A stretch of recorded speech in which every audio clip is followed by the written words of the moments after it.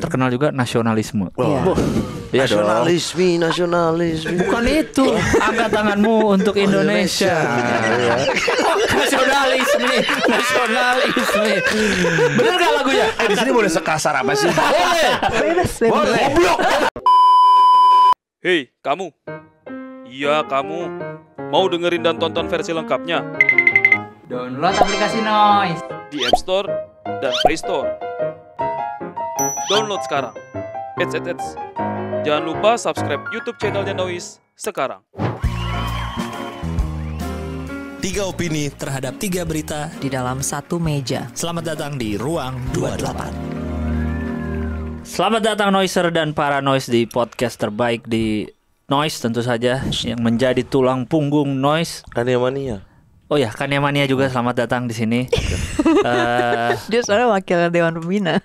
Iya. Saya rakyat biasa. Anda kan paranoid seperti biasa aja kan? Iya, para Saya Noiser. Panglima Noiser. Noiser. Merangkap wakil ketua Dewan Pembina Kania-mania. Jadi di episode kali ini sudah bersama saya Gilang Baskara sebagai ketua sidang, makanya saya membuka acara hari ini. Ada siapa? Silakan. Ada saya Mamat Al-Katiri. Dan saya Kania Cita. Nah, karena kita kedatangan orang dari Warga kecamatan New York. Ya. Iya. Sudah hadir bersama kita di sini, bersama kami di sini.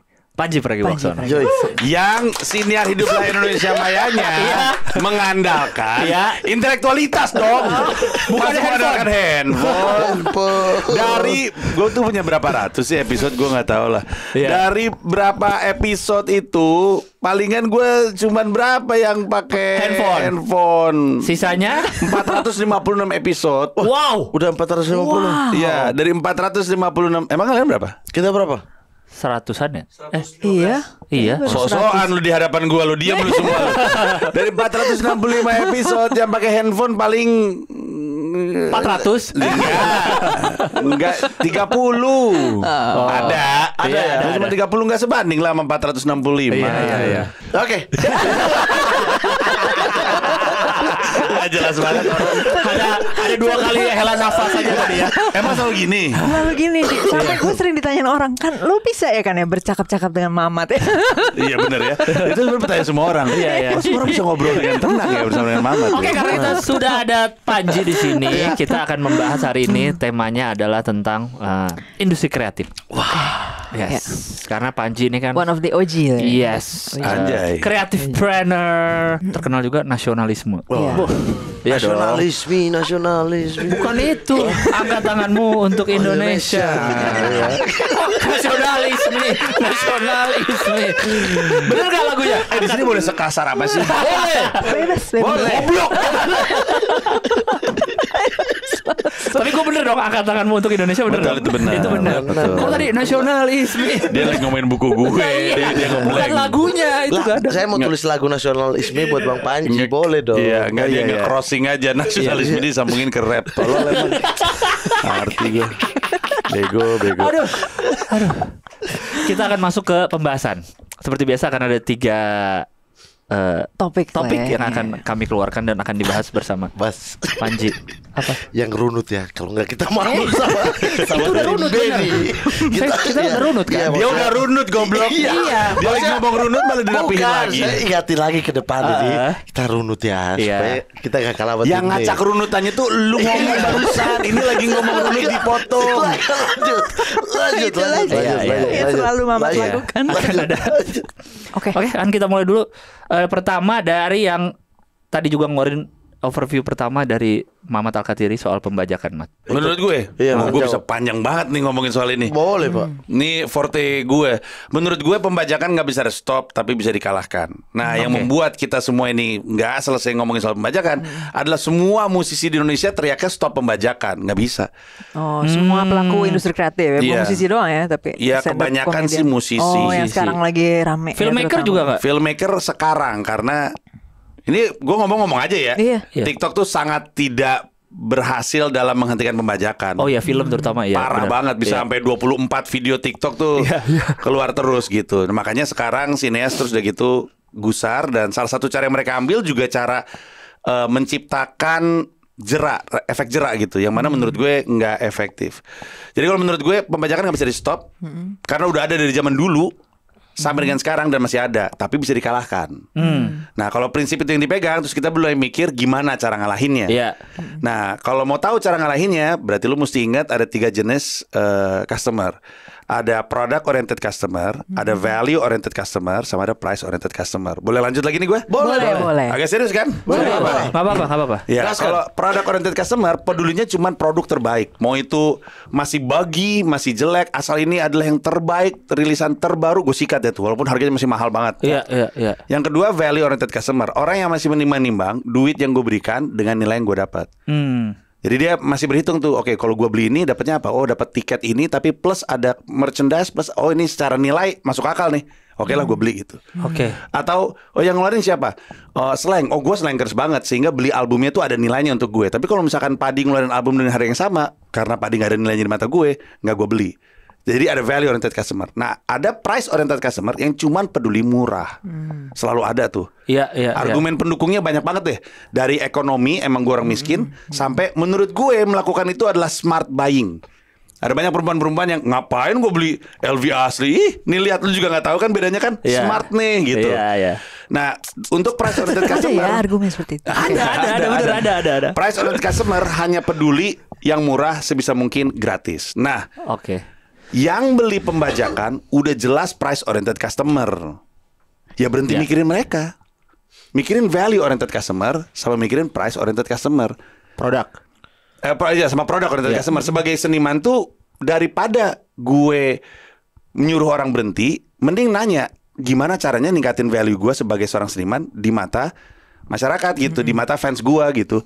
Kayak slankers kan juga banyak yang datang dari keluarga yang mungkin tidak mampu gitu ya. Tapi kan slankers sejati kan nggak mau beli bajakan.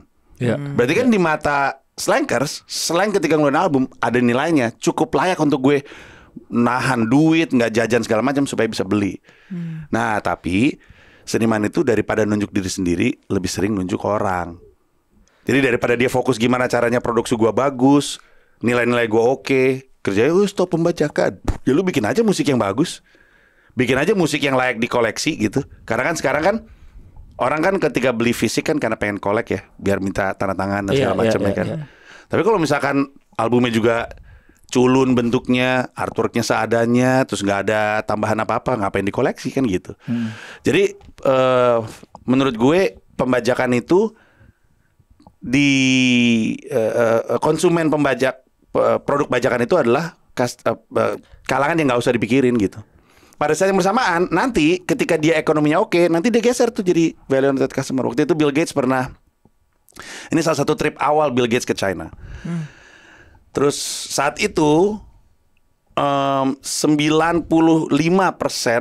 dari pengguna Microsoft itu adalah bajakan. Seluruh Cina tuh 95% bajakan. Terus dia ditanya di seminar, ngapain lu datang ke sebuah negara yang 95% pengguna Microsoft itu Microsoft bajakan. Katanya Bill Gates, lebih baik gue jaga hubungan baik dengan mereka, sehingga ketika kesadaran dan ekonomi mereka nyampe, yang mereka pilih adalah Microsoft. Kebayang maksud gue? Jadi yang di bawah ini memang secara jenis customer emang price oriented customer. Dan lebih banyak dibandingkan dua di atas. Tergantung di negara mana sih sebenarnya. Tapi ya anggaplah lebih banyak. Tapi kan ntar lama-lama kan mereka kan akan punya pekerjaan, terus kesadarannya oke, terus ngerti gimana rasanya ketika kita kerja terus disia-siain, lulus sekolah. Ya terus akhirnya mungkin geser jadi value oriented customer. Nanti abis value oriented customer bakal nonton yang bakal beli yang mahal-mahal. Gue mah bercermin sama diri gue sendiri. Gue tuh untuk stand up gue tuh ada gratisannya gue taruh di YouTube, ada murahnya digital download, sama ada show gue. Awalnya semua tuh nonton gratisannya Panji, yang Panji sengaja taruh di YouTube-nya Panji, jadi nggak nyebar kemana-mana. Kenapa penting untuk Panji ngumpulin gratisannya Panji di YouTube-nya Panji? Supaya ketika semua orang datang ke YouTube Panji, Panji bisa mulai nyodorin promo digital download. Dari yang gratisan, nggak enak nih nonton gratisan, kan produk bajakan kan selalu jelek ya. Nggak enak nih gratisan nih, soalnya dipotong-potong dan disensor. Dia beli digital downloadnya, resikonya agak lebih gede sedikit, tapi ya masih worth it lah gitu. Oke lah gue beli nih.